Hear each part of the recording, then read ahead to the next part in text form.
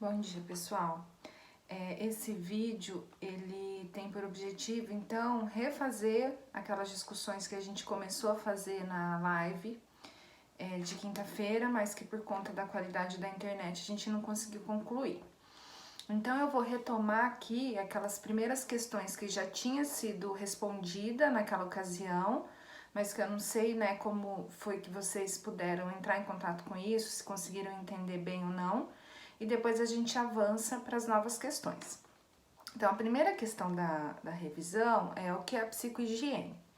A psicohigiene é um campo, né, no âmbito da saúde mental, da higiene mental, né? E até alguém perguntou naquele momento, o que é higiene mental? A higiene mental. Então, naquele momento que o Blair escrevia, não existia ainda esse conceito de saúde mental. O sinônimo disso, ou que se aproximava disso, era o conceito de higiene mental. Então, a higiene mental, que ele chama, seria uma sub-área da saúde pública. Então, tem a saúde pública, que tem várias áreas de intervenção, de assistência, e uma delas é a higiene mental, que corresponde hoje ao que a gente entende por saúde mental. E a psicohigiene seria então uma ramificação ou um campo específico no interior da higiene mental, que é um campo exclusivo de atuação do psicólogo.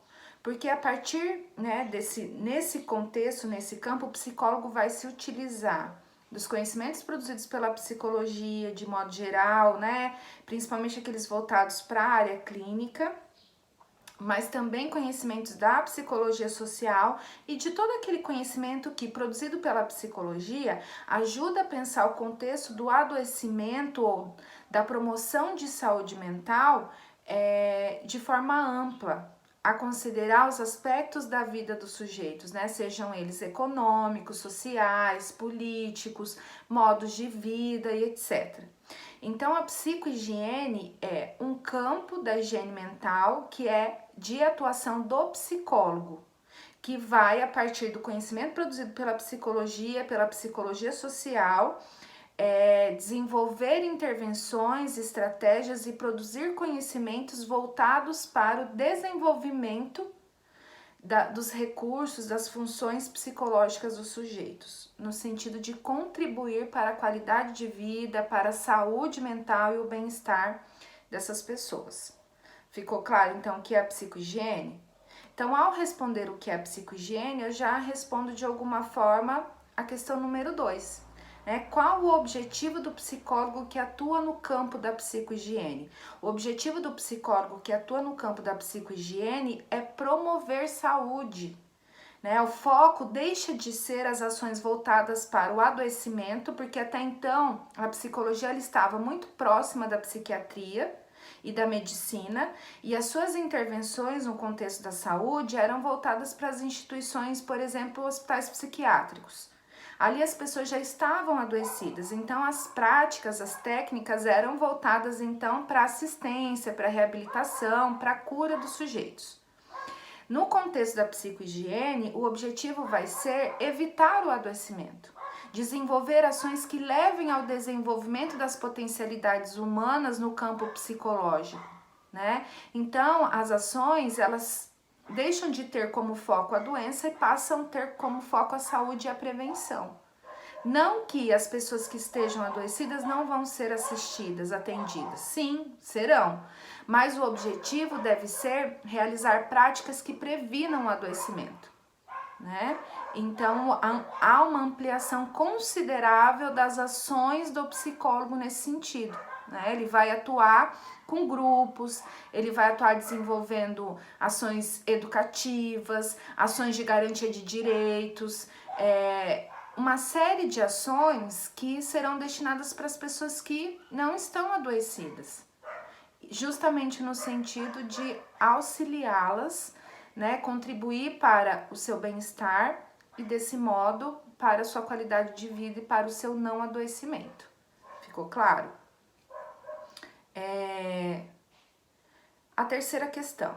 Para atuar na psicohigiene, quais os conhecimentos que o psicólogo deve utilizar? Então, ele vai utilizar os conhecimentos da psicologia, de modo geral, aquela psicologia tradicionalmente individualista, que a gente já discutiu um pouquinho, né, no início dessa disciplina, que vão ser aqueles conhecimentos voltados para avaliação psicológica, para intervenção psicoterapêutica individual, enfim.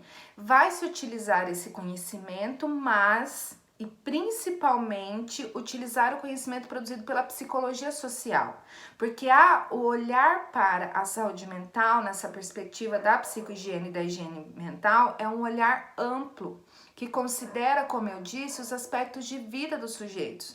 Então não dá para ficar individualizando os fenômenos psicológicos sem contextualizá-los ou compreendê-los num contexto social e de vida das pessoas, né? Então, esse conhecimento produzido pela psicologia social que vai nos ajudar a entender como os aspectos sociais se inscrevem psicologicamente nos sujeitos, se apresentam na sua organização psicológica, nos seus sentimentos, nos seus comportamentos, é fundamental. Então, a psicologia social é uma grande aliada da psicohigiene, no sentido de contribuir para que o profissional que vai romper com esse olhar para a doença possa, então, reconhecer todos os determinantes ou todos os fatores que estão implicados no processo de saúde e doença, tá? E quais são os campos de atuação do psicólogo que trabalha com a psicohigiene? Então, ao final lá do primeiro capítulo, o Bleher vai trazer os campos de atuação. Então, ele vai dizer que são os grupos, as comunidades, as instituições e a sociedade de modo geral. Então, cada um desses contextos vai exigir práticas específicas, né, ao que eles representam, o que cada um desse contexto é, né? Por exemplo, os grupos. O psicólogo, ele vai atuar com as técnicas de grupo que a psicologia tem, né? Porque a psicologia tem um ramo, inclusive, da nossa ciência, que se chama processo grupal, dinâmica de grupo. Dependendo da instituição, tem um nome diferente, a disciplina que versa sobre esses conteúdos, que são conteúdos, teorias que vão nos ajudar a compreender o funcionamento de um grupo, técnicas que podem ser utilizadas, os papéis de cada um no grupo, o que um grupo significa, representa, enfim, né? Então, o psicólogo ele vai se utilizar desse conhecimento, associado ou somado ao conhecimento da psicologia social, como eu já disse, para compreender esse grupo, para ajudar no processo de intervenção, diagnóstico dos conflitos e dos problemas que o grupo possa ter, e também para ajudar esse grupo ou pensar esse grupo em processos, então, psicoterapêuticos, e aí vai depender muito da característica do grupo. Pode ser um grupo educativo, um grupo operativo, enfim, né? Tudo isso vai ser considerado, mas o grupo é um campo de atuação. Outro é a comunidade de modo geral, né? E aí voltado muito para as ações em saúde, em promoção de saúde, grupos, com segmentos específicos da comunidade, né? Idosos, enfim. A comunidade também como um campo.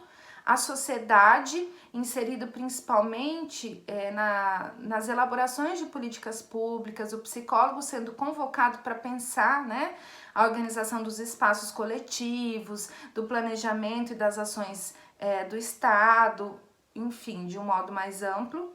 E as instituições, que são foco, né, o grupo e as instituições são os focos principais aqui da nossa disciplina, porque vocês farão estágio em instituições.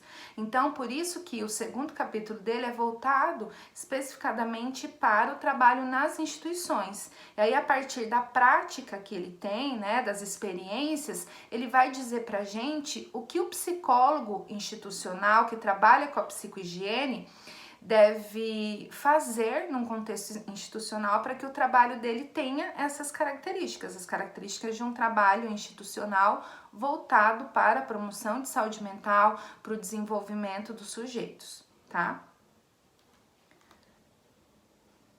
Então, pessoal, essas são as 4 questões que eu tinha iniciado, né, na nossa revisão, que não foram finalizadas. Eu vou terminar esse vídeo aqui, né? E na sequência eu inicio um outro para falar das outras questões, porque senão o vídeo fica muito longo e demora muito para postagem, tá?